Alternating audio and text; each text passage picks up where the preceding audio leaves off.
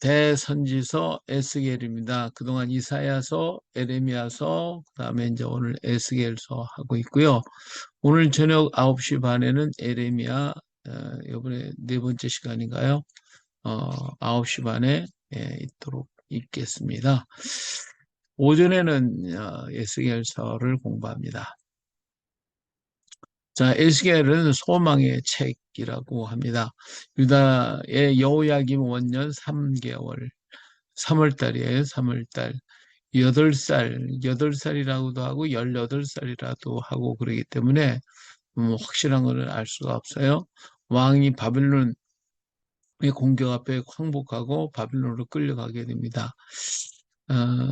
그때가 이제 여호야긴 왕 때인데, 음, 여호야김이 이제 예, 왕이 됐을 무렵, 그러니까 그 전에 여호야긴 왕이 있었어요. 8살 왕이 바빌론에 끌려가게 되시죠. 이때 유다의 모든 장인과 기술자 등 특수층에 속한 사람들이 잡혀가게 되는데 이것이 2차 포로입니다. 에, 잘못됐네요. 물론 이들은 포로로 잡혀가서 노예 삶을 살고 있었지만 그건 박해를 받거나 고통을 당하지는 않았습니다. 왜냐하면 이들은 기술자이거나 특별한 사람들, 지식인들이었기 때문에 바빌론에 도움이 되어줬어요. 그래서 노예로 끌려가기는 했으나 그렇게 많은 고통을 당하는 삶은 아니었다. 볼 수 있죠. 1차로 가는 사람들은 대접받은 사람들이에요. 다니엘과 사락, 메스락 이런 사람들은 가서 공부를 한 어린 아이들이었죠. 10대 아이들. 그래서 상당히 젊은 아이들이 가서 거기서 공부를 했고 2차 포로로 잡혀간 여호야긴 왕 때에 잡혀간 사람들은 기술자들이었어요. 지식인과 기술자들이 바벨론에 끌려가게 됐습니다. 그때 에스겔도 여기 끌려갔죠. 에스겔은 제사장의 아들이었어요. 25살에 끌려왔죠. 제사장이 되기 위해서 그는 공부를 했어요.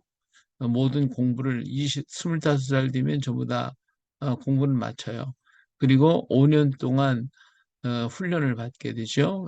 그리고 나서 나이가 30세가 되는 해에 제사장이 되어야 할 때예요. 그런데 에스겔이 포로로 잡혀간 것이 25살이 잡혀가서 5년이 지나 다시 말하면 나이가 30세가 됐어요. 그때에 바로 이 에스겔에게 하나님의 말씀이 임하게 되죠.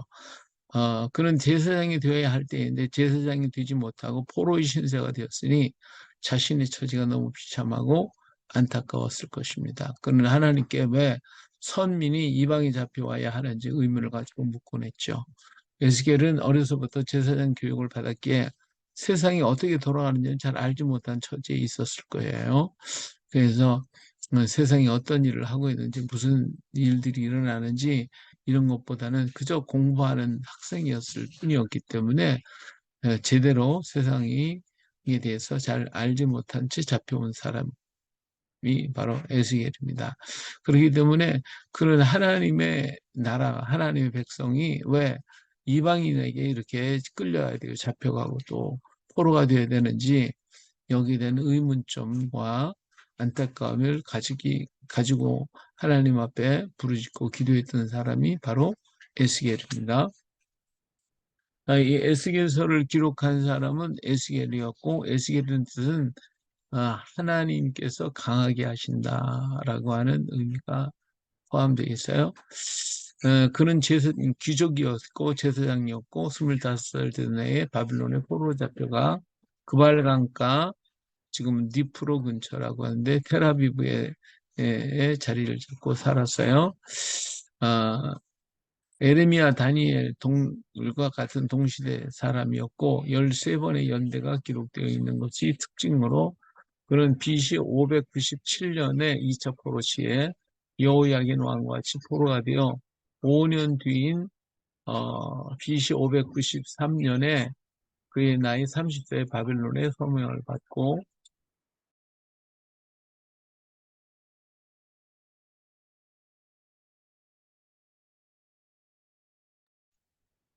여호야긴 왕과 같이 포로가 되어서 5년 뒤인 BC 593년 그의 나이 30세에 바빌론에서 소명을 받게 돼요. 그래서 585년까지 예언을 하다가 예루살렘 멸망 후 잠잠하던 그가 572년에 다시 예언을 시작했죠. 초기에 그는 하나님을 배반하고 인적국가에 의지하려고 한 것에 대한 죄를 책망하고 인적국가와 더불어 멸망할 것을 예언한 사람이 바로 에스겔입니다. 예루살렘 함락 후에 침묵을 지킨 예루살렘이 망하고 나서 에스겔은 너무 실망을 했겠죠.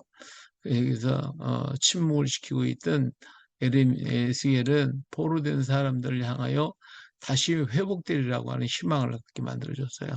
그래서 전반부에는 하나님의 혹독한 심판에 대해 비해서 후반부에는 앞날에 대한 약속으로 바뀌게 되는데 음, 흩어진 사람들이 남김없이 돌아올 것과 새 언약으로 하나님은 새로운 영과 새로운 마음을 주실 것이고 하나님은 당신의 이름을 위해서 이 일을 이루실 것이라고 말했어요.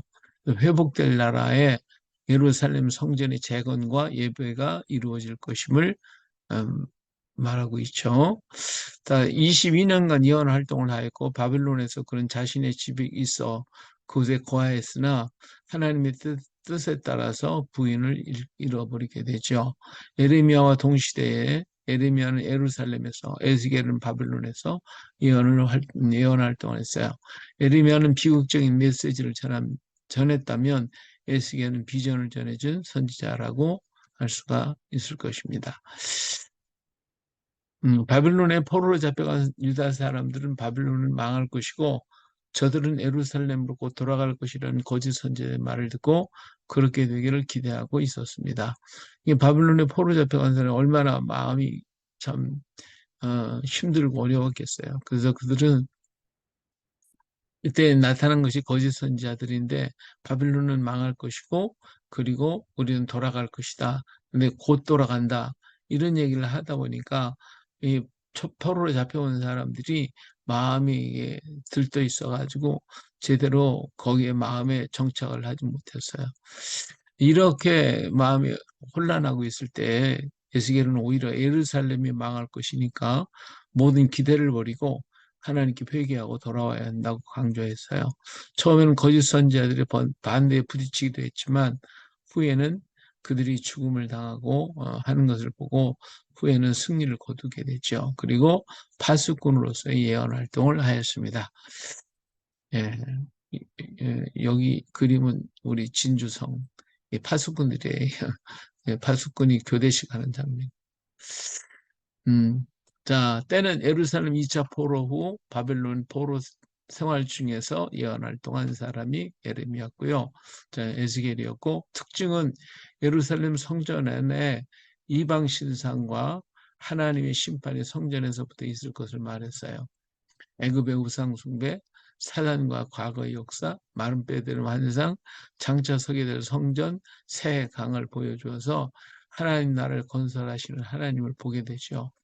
다니엘서 요한계시록과 함께 신비의 책이나 교훈들이 분명하고 귀중한 가치를 지니고 있는 책이 바로 에스겔서라고 말할 수가 있겠어요. 자, 내용을 이렇게 보면 전체적인 내용을 한번 살펴보면 첫 번째 선지자의 준비와 소명이 1장에서 3장까지 있어요. 그발강가 그리고 또 하나님의 보좌에 대한 환상과 에스겔을 부르심이 나타납니다. 자, 두 번째는 예루살렘 멸망에 대한 예언을 하죠. 4장에서 24장까지 있는 거예요. 4장에서는 예루살렘이 포위되면 우상 숭배의 죄이며 이를 안타까워하시는 하나님은 우상의 모든 것을 에스겔에게 보이시면서 하나님의 아픔을 에스겔이 아내를 데려가심으로 알게 만들어 주셨는데 에스겔은 그렇죠. 왜 우리나라가 망해야 됩니까? 어? 왜 우리는 하나님을 믿는 백성인데 왜 망해야 됩니까? 하고 하는 의문을 가질 때 에스겔에게 하나님은 이들이 이렇게 했다라고 하는 것을 보여주시기 위해서 우상 숭배하는 모습을 다 보여주셨어요. 그래서 이런 땅에서 내가 살 수 없다고 떠나가시는 하나님을 보게 되었죠. 그래서 어, 왜 하나님의 심판이 있는가라고 하는 것에 대해서 알게 만들어 준 것이 하나님의 이 역사 4장에서 24장 사이에 예루살렘이 이래서 망하게 된다는 걸 말해주고 있어요. 그 다음에는 이제 25장부터 32장까지 인접 국가에 대해서 암몬, 모압, 에돔, 블레셋, 두로, 시돈, 애굽, 아수르, 엘람, 메섹과 두발의 이런 멸망에 대해서 그리고 그 메섹과 두발 이런 나라들이 이스라엘을 예루살렘을 공격할 것을 말해주고 있죠. 자, 그 다음에 네 번째로는 이스라엘의 미래에 대한 영광스러운 예언을 했는데 33장에서 48장까지 이스라엘의 회복과 곡과 마곡의 멸망, 새하늘과 새 땅에 대해서 말해주고 있습니다. 자, 오늘 그러면 전체적인 내용은 이렇게 정리를 하였고 그다음에 1장에서부터 우리가 다시 들어가서 공부합니다. 자, 1장에는 그가 포로로 잡혀간 지 5년째 되는 4월 5일 날 처음으로 환상이 보여졌습니다. 그래서 여기에는 이런 연대기가 계속 기록되어 있는데 이 연대기는 바벨론에 포로 잡혀간 그때부터 계산한 거예요. 그래서 연대가 이제 5년이라고 하는 것이 나타났죠. 그러면 에스겔은 나이가 25살에 잡혀가서 5년에서 30살이 되는 해죠. 그는 그발 강가에 있었고요. 거기서 환상을 보게 돼요. 그발 강가에서 환상을 보게 되는데 놀라운 환상을 보죠. 이걸 갖다 UFO다 뭐 여러 가지로 얘기를 합니다만은 그러한 환상을 보는 장면이 1절에서 3절까지 그리고 포로된 지 5년이었다고 그리고 하나님의 권능으로 역사하시는 것을 보게 됩니다. 자, 그 환상을 보니까 북쪽에서부터 단쇠 같이 생긴 것들이 나타났어요. 그 물체의 모양은 네 생물처럼 보였는데 사람, 사자, 독수리, 소의 모양 형상을 가지고 있었고 이것이 좌우로 운행을 하고 있는 어, 모습이에요. 그래서 UFO다. 뭐 좀 특이한 하늘을 날아다니는 어떠한 신비로운 그런 모습을 보게 되죠. 근데 이 모습들이 뭐 여러 가지로 설명을 합니다만은 단 한마디로 얘기해서 이건 하나님의 보좌에 대한 환상입니다. 하나님의 보좌가 지금 움직이고 있는 장면을 표현한 것이 바로 이 장면이죠. 자, 그래서 하나님의 보좌가 그 예루살렘 성전에서부터 떠서 붕 떠올라서 지금 움직이고 있는 장면을 1장에서 봤어요. 자, 2장에서는 에스겔을 부르시죠. 그래서 패역한 족속에게 하나님이 보내시겠다고 부르시는 장면이 나와요. 그래서 일어서라 부르시죠. 패역한 백성에 내가 너를 보내겠다. 그러면서 사명을 그에게 주시게 됩니다. 그리고 에스겔은 아까도 얘기했지만 계속해서 이스라엘 민족이 망하여야 할 이유가 없다는 거죠. 그런데도 하나님께서 망하게 하는 이유가 뭐냐 하는 건데 이들을 향하여 뭐라 해요? 패역한 백성이다. 패역한 백성이다. 그래서 2장 3절에 보니까 내게 이르시되 인자야 내가 너를 이스라엘 자손 곧 패역한 백성 나를 배반하는 자에게 보낸다 그랬어요. 그들과 그 조상들이 내게 범죄하여 오늘까지 이르렀느니 이 자손은 얼굴이 뻔뻔하고 마음이 굳은 자니라 내가 너를 그들에게 보내노니 너는 그들에게 이르기를 주 여호와의 말씀이 이러하시다 하라. 그래서 이 백성들이 패역한 백성, 하나님을 배반한 백성이라고 하는 거. 그런데 네가 이 가서 보고를 찾아다 보면 핍박이 올 텐데 두려워하지 말라고 얘기합니다. 그러면서 그에게 말씀을 먹여주죠. 8절에 가서 보니까 너희 이제 내가 내게 이런 말을 듣고 그 패역한 족속같이 패역하지 말고 내 입을 벌리고 내가 내게 주는 것을 먹으리라 하시기로 내가 보니 보라 한 손이 나를 향하여 펴지고 보라 그 안에 두루마리 책이 있더라. 그가 그것을 내 앞에 펴시니 그 안팎에 글이 있는데 그 위에 애가와 애국과 재앙의 말들이 기록되어 있었어요. 근데 하나님께서 어떻게 했어요? 그 말씀을 먹으라 그랬어요. 먹어라. 여기서 3장에 가서 보면 이제 먹는 장면이 나오는데 우리가 하나님의 말씀을 먹어야 돼요. 말씀은 먹는 거예요. 영은 하나님 주신 말씀을 먹고 손은 기록된 말씀을 먹고 육신은 만들어진 말씀을 먹어야 강해질 수가 있습니다. 그래서 우리는 하나님 말씀을 먹고 사는 겁니다. 자, 3장에서 이제 소명을 받죠. 말씀을 먹어, 주어서 먹어야 두루마리를 먹여요. 3장. 또 그가 내게 이르시되, 인자야, 너는 발견한 것을 먹으라. 너는 이 두루마리를 먹고 가서 이스라엘 족속에게 말하라 하시기로 내가 입을 벌리니 그가 그 두루마리를 내게 먹이시며 내가 이르시되 인자야 내가 내게 주는 이 두루마리를 내 배에 넣으며 내 창자에 채우라 하시기에 내가 먹으니 그것이 내 입에 달기가 꿀 같더라 그랬어요. 그래서 이 말씀을 먹으면 꿀같이 단 말씀이지만 그러나 그것이 막상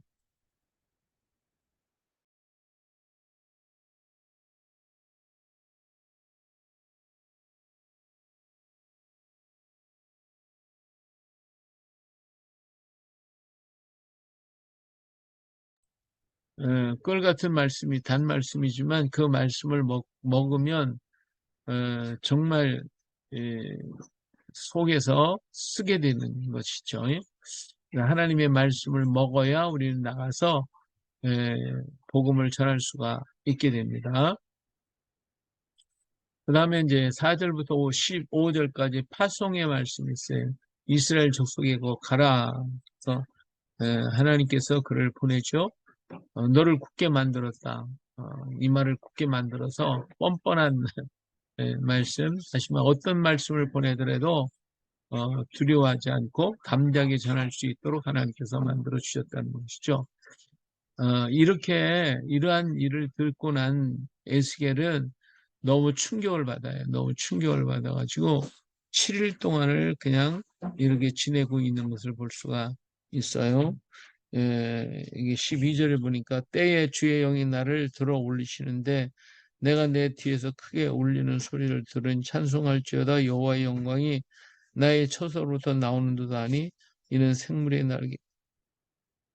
음, 날개가 서로 부딪히는 소리와 생물 곁에 바퀴 소리라 크게 울리는 소리라 그랬어요. 주의 영이 나를 들어 올려 데리고 가시는데 내가 근심하고 분한 마음으로 가니 여호와의 권능이 힘있게 나를 감동시키니라. 이에 내가 에, 테라비브에 이르러 그 사로잡은 백성 중 곧 그발강가에 거주하는 자들에게 나아가 그 중에 두려워 떨며 7일을 지내니라. 이 하나님의 어마어마하신 말씀과 역사를 보면서 그런 7일 동안을 그냥 정말 정신없이 보내고 있는 에스겔을 볼 수가 있습니다. 하나님의 말씀은 우리에게 너무나도 충격적인 그런 말씀이 되겠죠. 자, 그리고 가서 깨우치라고 그랬어요. 깨우치지 않으면 그 값을 내게서 찾겠다고 파수꾼의 역할을 감당하게 만들었죠. 그리고 다시 주시는 말씀들을 볼 수가 있습니다. 하나님께서는 또 계속 말씀을 주시며 입을 닫게도 하시고 열게도 하시는 하나님이시니까 우리 하나님의 말씀을 전할 때에 내 힘 가지고 하는 게 아니라 하나님이 주시는 말씀을 가지고 하나님이 주신 능력을 가지고 전할 수 있다라고 하는 걸 말씀해 주고 있어요. 자, 그 다음에 예루살렘 멸망에 대한 예언이 이제부터 시작이 되는데 4장에서부터 24장 가운데에 예루살렘 멸망에 대한 얘기를 계속하고 있습니다. 자, 4장에 가서 보면 예루살렘이 포위될 것을 예언했어요.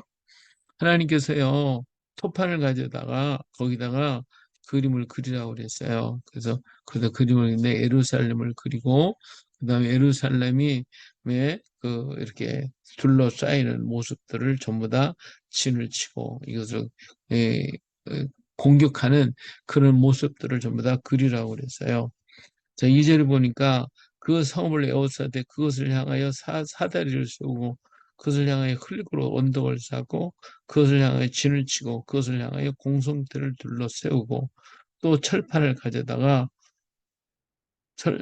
철판을 가져다가 너와 성읍 사이에 두어 철벽을 삼고 성을 포위하는 것처럼 에워싸라.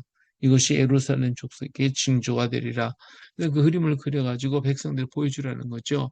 이렇게 예루살렘 포위를 당할 것이고, 그리고 이렇게 공격을 받게 될 것이다. 라고 하는 것을 말해주고 있습니다. 그뿐만 아니라 이번에는 어, 그 땅에 많은 수없이 많은 그러한 어, 궁핍과 어려움이 있을 것임에 대해서 이야기를 하셨는데 여기 뭐라고 하냐면 너는 구절에 보면 너는 밀과 보리와 콩과 팥과 저와 귀리를 가져다가 한 그릇에 담고 너를 위하여 떡을 만들어 내가 옆으로 눕는 날곧 390일 동안을 먹고 그 음식물을 달아서 하루 20세겔씩 때를 따라 먹고 물도 6분의 1, 한 진씩 되어서 때를 따라 마시라 그랬어요. 네, 그것을 보리떡처럼 만들어 먹는데 그들이 목전에서 인분불을 피워서 구워로 먹으라고 얘기를 했어요. 자, 이게 기가 막힌 거죠. 그래서 이 이러한 여기 보면 그 보리, 콩, 팥, 조, 귀리 이런 것은 평상시에 많이 먹는 게 아니잖아요. 이 밀가루 음식을 먹던 사람들이니까. 네, 이러한 것들을 많이 그것만 먹어야 되는데 여기에 보리, 콩, 팥, 조, 귀리 이런 것들을 그러니까 모든 음식이라는 음식들 이런 것들을 전부 다 갖다가 이렇게 섞어 가지고 이걸 떡을 만들어 먹는데 390일 동안을 이걸 먹으래요. 먹는데 이 저울에 달아가지고 정확하게 이 20세겔씩 때를 따라서 먹으라는 거예요. 그리고 이렇게 먹는데 390년은 이스라엘의 죄를 위해서 또 40년은 유다의 죄를 위해서 다 담당하라는 것입니다. 다시 한번 이스라엘 땅에 그들이 지은 죄의 년수를 얘기해 주고 있죠. 안식일을 범하고 하나님 앞에 나오지 않았던 그런 날들을 계산해서 390년으로 또 40년으로 이렇게 계산을 하셨어요. 자, 그래가지고 이 사람들이 이렇게 먹는데 뭘 어떻게 해서 먹으라고 했냐면 인분을 가지고 먹으라는 거예요. 인분에다가 참 이게 너무 기가 막히니까 이 에스겔이 하나님 앞에 내가 어떻게 참아 인물로 부를 때야 합니까? 이건 부정한인데 안 됩니다. 그래서 하나님께 이것만 제발 좀 예, 피하게 해달라고 해서 인물로 하지 않고 짐승의 분을 가지고 떡을 구워 먹도록 그렇게 해주셨어요. 자, 이걸 뭘 얘기를 하냐면 이제 예루살렘이 포위를 당하면 이 땅에 이제 기근이 온다는 거예요. 그럼 거기에 뭐 먹을 것도 없으니까 저울에 대서 달아서 먹어야 되고 그 다음에 뗄감도 없는 거예요. 뗄감이 없으니까 어때요? 인분을 해도 해서 먹어야 된다는 거죠. 이렇게 좀 포위를 당해가지고 먹고 마시고 또 불을 뗄 것조차도 없는 이러한 모습을 얘기해주고 있는 거예요. 그 시드기야 9년에서 11년까지 3년 동안 포위를 당했던 시대의 모습을 얘기해주고 있어요. 자, 이스라엘과 유다의 죄를 담당한 에스겔은 그의 제사장으로서 세상의 모든 죄를 모르지만 제사장은 죄를 담당하는 사람이죠. 기도의 사람이에요. 우리들은 왕 같은 제사장이죠. 왕으로만 군림하지 말고 제사장의 사명을 위해 죄를 담당하는 제사장의 역할을 감당해야 되는데 오늘 우리는 세상에 대해서 왕 같은 제사장이라고 그랬어요. 그렇다면 우리는 세상의 죄를 담당해야 된다라고 하는 것이 되겠죠. 에스겔은 에스겔 민족들의 제사장, 자기는 제사장이라고 생각을 했기 때문에 그렇다면 네가 담당해라 해서 에스겔이 모든 죄를 다 담당했단 말이에요. 오늘 우리는 세상에 왕 같은 제사장, 왕이라고 하는 것만 생각하지 말고 우리는 제사장이라고 하는 것을 우리는 기억해야 합니다. 자, 5장으로 넘어가면 하나님이 이스라엘 백성들이 다 흩어질 것에 대해서 얘기를 해줬어요. 하나님께서 에스겔의 머리털과 수염을 깎으래요. 그래서 그걸 저울에 따라서 3등분을 해서 그래서 하나는 불사르고 그리고 불사르고 그리고 하나는 바람에 날려보내고 그리고 하나는 또 옷에서 싸라고 이런 얘기를 했죠. 자, 이런 것들은 뭘 얘기하냐면 음, 하나는 불사른다. 적이 와가지고 예, 죽임을 당할 것임을 말씀해 주고 있어요. 예, 죽임을 당할 것을 불사르고 그리고 또 3분의 1은 바람에 흘러서 세계 각국에 흩어질 유대 민족들을 말해주고 있어요. 그리고 3분의 1은 또 옷에 쌓아서 이건 남아있는 백성들을 얘기하고 있죠. 남아있는 백성들을 얘기하고 있어요. 이렇게 셋으로 쪼개져서 죽고 3분의 1은 죽고 3분의 1은 잡혀가고 세계 흩어지고 3분의 1은 성에 남을 것이다. 그러면서 이렇게 해야 되는 이유, 이렇게 하나님을 망하게 한 이유가 뭐냐? 이들의 죄가 이방보다 더 부패하다. 이방인보다 더 악하다는 거예요. 예. 그러니 하나님이 얼마나 탄식하겠어요. 우리가 예수를 안 믿는 사람보다도 믿는 사람이 타락하면 안 믿는 사람은 더 악해요. 그래서 한 귀신이 나갔다 7 귀신 들어와서 더 나쁜 것처럼 믿는다고 하다가 부패하고 타락한 사람들은요 더 악해. 예, 안 믿는 사람보다 더 나빠요. 이것이 유다의 민족이 또 그래요. 이방인보다는 더 악을 행했다고 얘기를 하고 있죠. 예,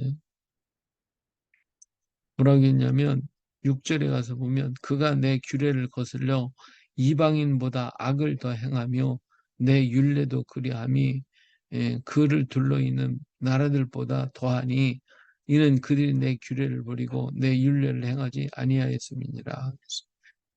하여튼 이들이 이방인보다 그 주변에 있는 나라보다도 더 많은 죄를 범하고 율례를 버리고 또 행하지 않는다. 예, 하나님 기가 막힌 것이죠. 그래서 하나님께서 그들을 징계하실 수밖에 없음을 말씀해 주고 있어요. 8절 이하에 보니까 예, 9절에 내 모든 가증한 일로 말미암아 내가 전무후무하게 네게 내릴지라. 이 유다의 죄가 그렇게 크니까 전무후무한 벌을 너에게 주겠다. 예, 그리한즉 네 가운데서 아버지가 아들을 잡아먹고 아들이 아버지를 잡아먹으리라. 내가 벌을 네게 내리고 너희의 남은 자를 다 사방에 흩으리라. 예, 얼마나 참 두려운 일이에요. 아버지가 아들을 잡고 아들이 아버지 잡아먹는 이런 전무후무한 징계를 하나님이 하시겠다. 예, 아주 혹독한 것을 말씀해 주고 있습니다. 예, 그러므로 나 주 여호와가 말하노라 내가 나의 삶을 두고 맹세하노니 네가 모든 미운 물과 모든 가증한 일로 내 성소를 더럽혔은즉 나도 너를 아끼지 아니하며 긍휼을 베풀지 아니하며 하고 미약하게 하리라. 그렇게 해서 하나님께서 이렇게 멸하실 것임을 말씀해 주고 있고요. 이들이 전부 다 사방에 흩어 버리겠다. 3분의 1은 12절 중간에 보면 3분의 1은 너희 사방에서 칼에 엎드러질 것이요 3분의 1은 내가 사방에 흩어버리고 또 그들 따라가며 칼을 빼리라. 그래서 3분의 1은 예루살렘 공격에서 망할 것이고 3분의 1은 이방에 흩어져. 근데 흩어지면서 편하는 게 아니라 흩어져서 가는 곳마다 칼이 따라갈 것임을 말씀해 주고 있는 것이죠. 그리고 그들은 가는 곳곳마다 사람들의 모욕을 당하는 이런 비극적인 비참한 삶을 살게 될 것임을 말씀해 주고 있어요. 예.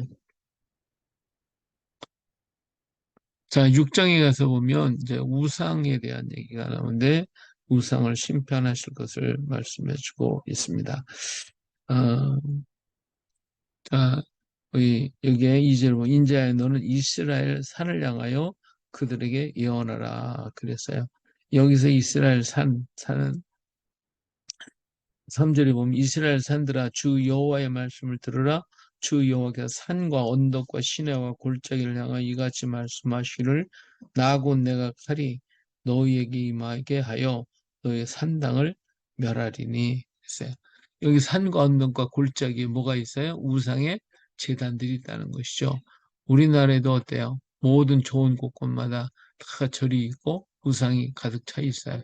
이렇게 이스라엘도 마찬가지로 좋은 곳 골짝골짝마다 이런 산당이 세워지고 부상들이 거기에 가득 차 있는 것을 볼 수가 있습니다. 그렇기 때문에 이 산을 하나님께서 다 황폐하게 만들어 버릴 것을 말씀해 주고 그리고 우상은 깨어지고 지키게 될 것이다.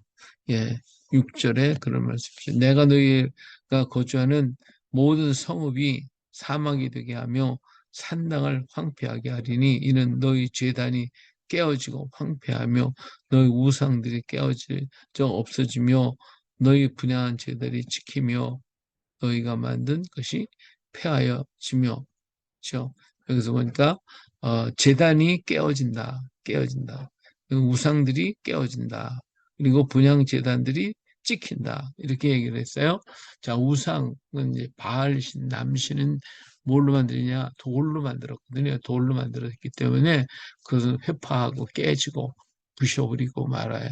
그러나 아세라는 나무로 만들었어요. 그렇기 때문에 나무는 어때요? 찍어버려서 그거 갖다 쪼개가지고 불질러 버리는 이런 일을 하게 한다는 것이죠. 자, 그리고 이러한 하나님께서 이들을 전부 다 멸하실 것인데 이 우상 때문에 대해서 우상 숭배하는 자들을 이렇게 그 골짜골짜기에서 망하게 할 것이다. 그거예요. 자, 그런데 이 중에 살아남아 있는 사람이 있어요. 살아남은 사람. 이외에 살아남은 사람을 통해서 뭘 가리키냐? 재앙의 이유를 기억하게 할 것이다. 가서 정말 왜 이런 재앙이 우리에게 왔는가? 이 이유를 그들이 알고 그리고 후대 사람들에게 가르치게 될 것임을 말씀해 주고 있어요. 자, 그래서 이것을 가지고 가서 외치라는 거예요. 이렇게 된다. 앞으로 이렇게 된다. 우상 망한다. 안 들으니까 어떻게 해. 들을기 위해서 막 손뼉을 치고 발을 구르면 산당과 제단 사이에 시체가 막 가득히 쌓일 것이고 온 땅이 황폐할 것이라는 거. 이게 산당과 제단 사이 거기서 제사를 드리러 온 사람들이 다 거기서 죽임을 당하기 때문에 골짜골짜기마다 이런 시체가 넘쳐날 것임을 말씀해 주고 그래서 이제는 다 땅이 황폐될 것이라는 것이죠. 예, 이걸 갖다가 가서 발을 구르고 손뼉을 쳐가면서 절하는 거예요. 모든 산과 골짜기 아름다운 곳에는 산당이 있어요. 그 모든 것이 황폐해지게 될 것이고 그곳에 시체가 넘칠 것이다. 이토록 모든 땅에 우상이 가득하고 섬기는 자가 많다라고 하는 것을 말씀해 주고 있습니다. 예. 자, 7장에 가면 유다의 멸망을 안타까워하시는 하나님을 만나게 됩니다. 예, 자, 7장 1절에 여호와의 말씀 내게 임하이르시되 너 인자의 주 여호와께서 이스라엘 땅에 관한 이같이 말씀하시니라 끝났도다. 이 땅 사방의 일이 끝났도다. 예, 이스라엘 땅 모든 게 끝. 이제 내게 끝이 이르러니 내가 내 진노를 내게 나타내어 내 행위를 심판하고 내 모든 가정애를 보응하리라. 내가 너를 불쌍히 여기지도 아니하며 긍휼히 여기지도 아니하고 네 행위들은 너희를 바라여 네 가정한 일이 너희 중에 나타나게 하라. 나타나게 하리니 내가 여호와인 줄을 너희가 알리라. 예, 이제 끝났다는 거예요. 다 끝났다. 이제 유다 모든 게 끝났다. 예, 하나님이 끝났다 그러면 끝장나 큰일 나죠. 예? 끝났다는 거예요. 이제 재앙이고 볼지어다 그날 왔다. 예, 주의 날이 올 것입니다. 언젠가는 끝이 오는 시작이 있으면 반드시 끝이 있게 마련입니다. 끝날이 올 거예요.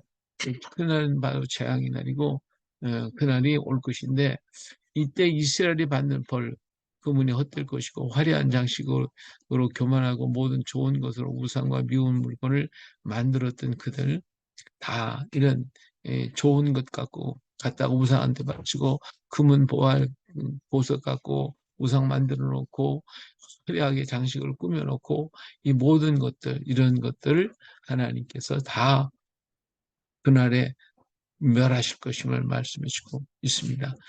하나님이 예루살렘 멸망에 대한 탄식을 에스겔에게 호소하고 계셔요. 하나님의 마음이 찢어지는 듯하고 안타까움을 깊어가지고 에스겔에게 보여주고 계셔요. 하나님 인간에게 당신의 아픔을 말해 주기를 원하고 계시는 것이죠. 정말 이렇게 이런 악이 때문에 악한 것 때문에 아파하시는 그 모습을 여기서 볼 수가 있죠. 하나님이 노를 쏟고 분노하시지만 어, 정말 안타까워하시는 그런 말들이 말씀 곳곳에 기록되어 있습니다. 자, 7장 9절을 읽어보니까 내가 너를 불쌍히 여기지 아니하며 긍휼히 여기지도 아니하고 내 행위대로 너를 보라여 너의 가정한 일이 너희 중에 나타나게 하리라. 나 여호와가 때리는 이임을 내가 알리. 오직 하나님 화가 나시면 때리겠다, 매를 때리겠다. 예. 근데 매를 때린다고 해서 뭐 기뻐서 때립니까? 이것은 바로 하나님의 우리를 향한 그 이스라엘 민족의 죄악을 보고 안타까워하시면서 야 끝났다 이게 부르짖으시는 말씀을 볼 수가 있습니다. 자, 예루살렘의 죄악을 얘기했죠. 이방인이 성전이 파괴되고 하나님이 버리실 것임을 말씀해 주고 있습니다. 자, 8장으로 넘어가면 이렇게 하나님께서 참 무수히 많은 것으로 징계하신다고 해도 에스겔의 마음에는 정말 안타까움이 많았어요. 왜 우리가 이렇게 망해야 되는가 하는 것 때문에 그래서 하나님께서 6년 6월 5일 그들이 장로들이 같이 와서 에스겔과 대화하고 있을 때에 환상이 나타나요. 한 손이 에스겔 머리채를 확 잡고서 그러면서 그 예루살렘을 끌고 가시는 거예요. 그래서 지금 장로들하고 같이 있다가 에스겔은 이제 끌려갔어요. 어디로 갔냐? 예루살렘으로 갔어요. 예루살렘에 가가지고 거기에 무수히 많은 이 우상들을 보게 됩니다. 각양 곤충과 가증한 짐승들이 가득 찬 것에서 예배하고 있는 그들의 모습, 그 다음에 단무스를 해서 울고 있는 여인들이 있어요. 이 단무스를 위해서 운다고 하는 것은 단무스는 겨울에 죽는다고 생각을 해요. 그리고 봄이 다시 되면 살아나죠. 다시 말하면 단무스는 자연의 이런 신들인 자연계 신인데 겨울이 되면 어때요? 다 말라 죽어버리잖아요. 근데 봄이 되면 새싹이 돼서 다 살아나요. 그래서 이러한 것들을 통해 가지고 이 단무스를 농사의 신이라고. 그러니까 겨울에는 모든 걸 심을 수가 없어요. 겨울에는 죽으면 다음에 그래서 죽게 되니까 죽음을 슬퍼하고 단무스를 섬기는 사람들은 겨울에 죽는다고 단무스가 죽는다고 막 같이 슬퍼하며 울고 그러다가 봄이 되면 새싹이 막 돋아오면 이제 살아났다고 해가지고 같이 기쁨의 제사를 드려요. 근데 이 기쁨의 제사를 드릴 때에 거세한 남자 제사장에 의해서 음란한 의식들을 행하고 심지어 사람을 잡아서 바치는 이런 악을 행한단 말이에요. 이러한 다무스를 믿고 그 다무스를 향해서 울고 있는 수많은 여인들의 모습을 지금 에스겔에게 지금 다 보여주고 있는 거예요. 왜? 에스겔은 왜 우리가 이렇게 망합니까? 우리 하나님을 믿는 백성인데 왜 이방인에게 망합니까? 이런 의문을 계속 하나님께 물으니까 하나님 봐 그래 그를 데리고 갔다가 강제로 막 끌고서 예루살렘에 그들이 이렇게 우상을 숭배하는 모습을 다 보여주셨어요. 성전들에 가니까 태양신 무늬들이거든요. 태양신들이 가득 찼고 지도자들은 폭행이 심해가지고 그래가지고 자기들이 이권을 위해서 수없이 많은 폭행을 해서 사람들을 죽이고 빼앗고 하더라고요. 이러니 하나님의 진노하심이 임하지 않겠냐는 거예요. 그러면서 큰 소리로 부르짖을지라도 듣지 않겠노라고 하시는 우리 하나님의 안타까운 마음을 여기서 볼 수가 있습니다. 자, 그리고 9장에 가면 하나님의 심판하실 것임을 말했죠. 자, 북방에서부터 죽이는 자들이 올 것인데,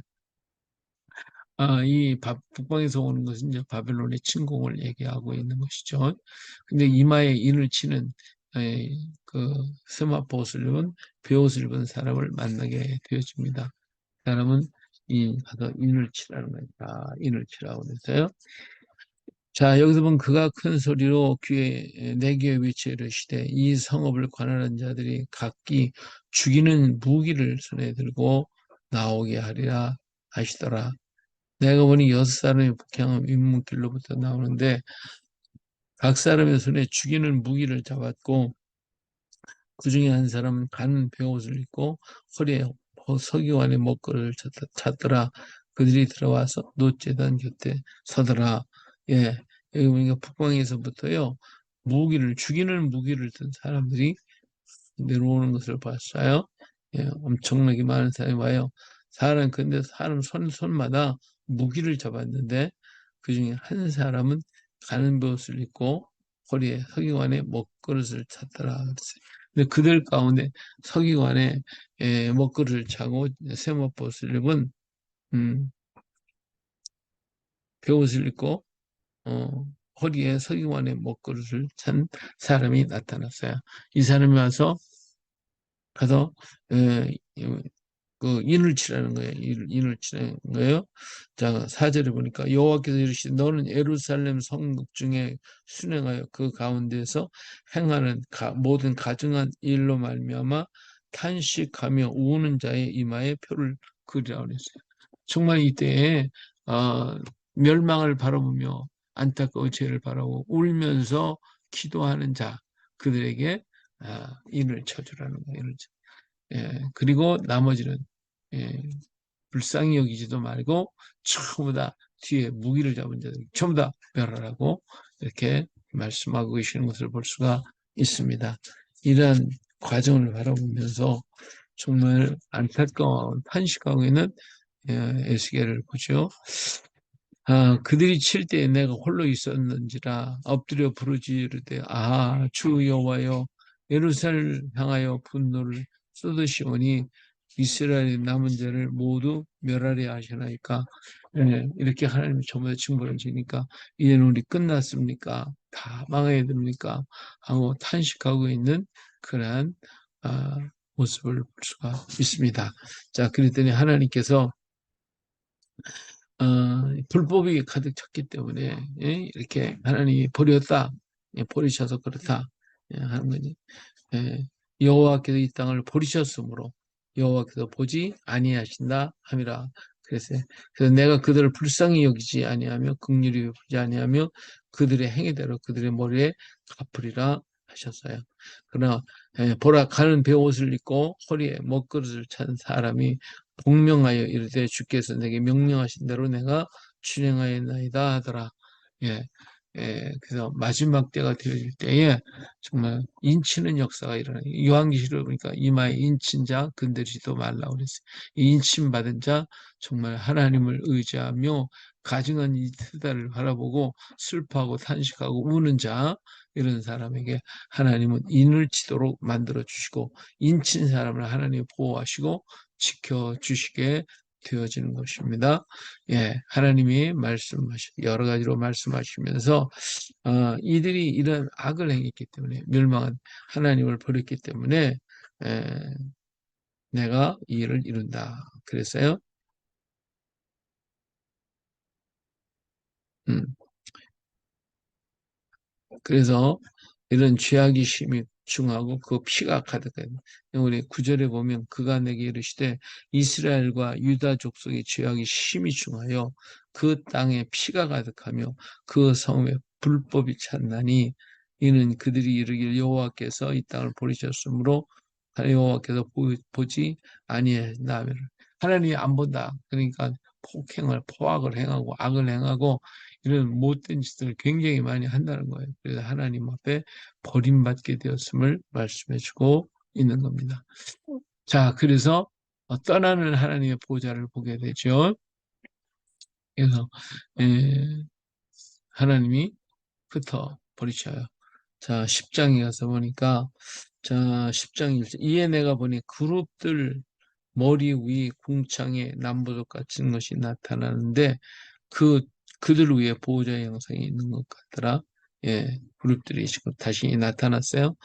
어, 이 하나님이 가는 베옷을 입은 사람이 말씀해 주되 너는 그를 밑에 있는 두 바퀴 사이에 들어가 그 속에서 숯불을 네 두 손에 가득히 움켜 가지고 성읍 위에 흩으라 하심에 그내 목전에서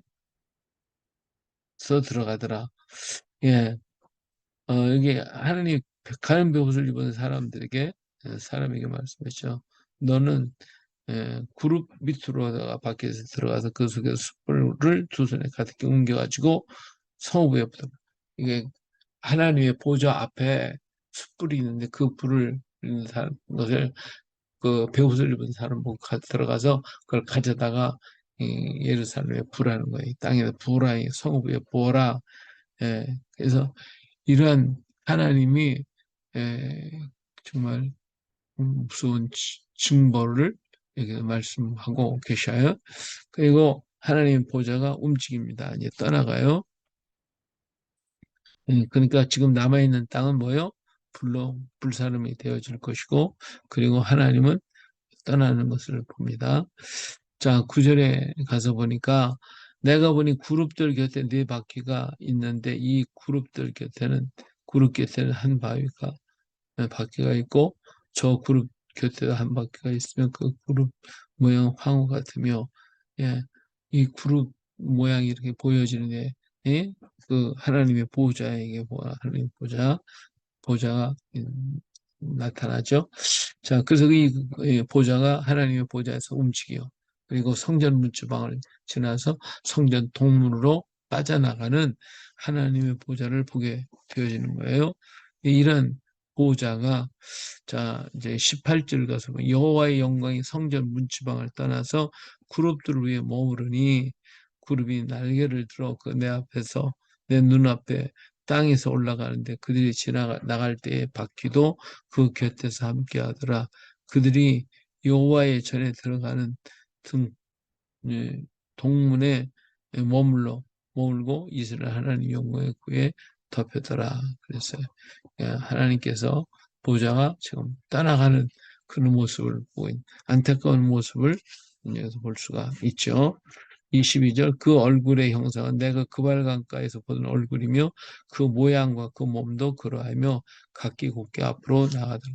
예, 하나님의 보좌가 지금 막 움직여서 떠나가는 성전 동문을 떠나가는 그런 모습을 여기서 말씀해주고 있습니다. 이처럼 하나님은 떠나시기도 하십니다. 떠나시기도 해요. 예, 예, 오늘은 여기까지